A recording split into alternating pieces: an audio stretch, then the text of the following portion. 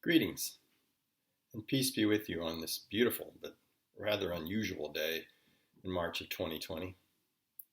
As we find ourselves hunkered down in our homes and apartments due to the coronavirus, I thought I would share with you some thoughts that I have had as a scientist and what we learn about God's creation and our place in it at times like this. But first, a science fun fact. Did you know that each of you sitting there watching this video now are more than half viruses and bacteria? In other words, more than half of the cells in your body are not yours. You are home to countless trillions of the little critters.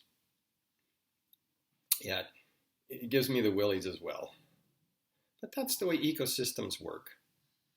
And that's the way God's creation works.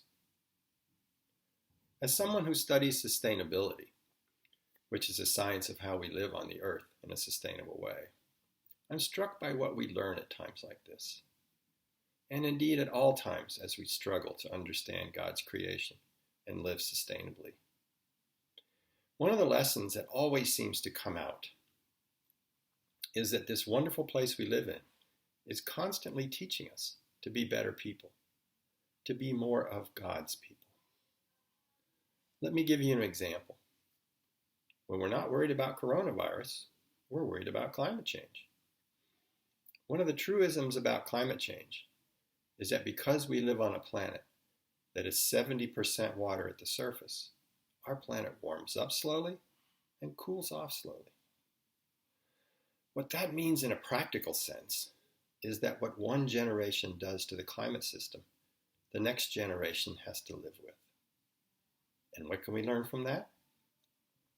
That the secret to living sustainably is not just to say you love your kids, but to actually show you love your kids and your grandkids. In other words, the secret to sustainability is to be better people, to be the better people that God wants us to be. There are many other examples I could share with you, but I have only a few minutes today. Perhaps we can come back to that at some point. But let's get back to the coronavirus. What can we learn from that? If what you've learned about this pandemic is that you need to stock up on toilet paper, I think you're missing the big picture. The reason why we find ourselves isolating ourselves and paying a heavy price economically is because we care about those that the coronavirus affects most. Our elderly, the sick and infirmed, those with compromised immune systems, the homeless who are already weakened by a lack of food and shelter.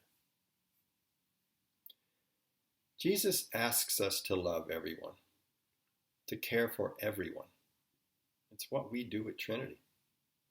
It's what makes our faith community such a special place. And that's what God's creation is teaching us now. That to get through this and come out as a better people, we need to care for each other and to show that care. Worth thinking about.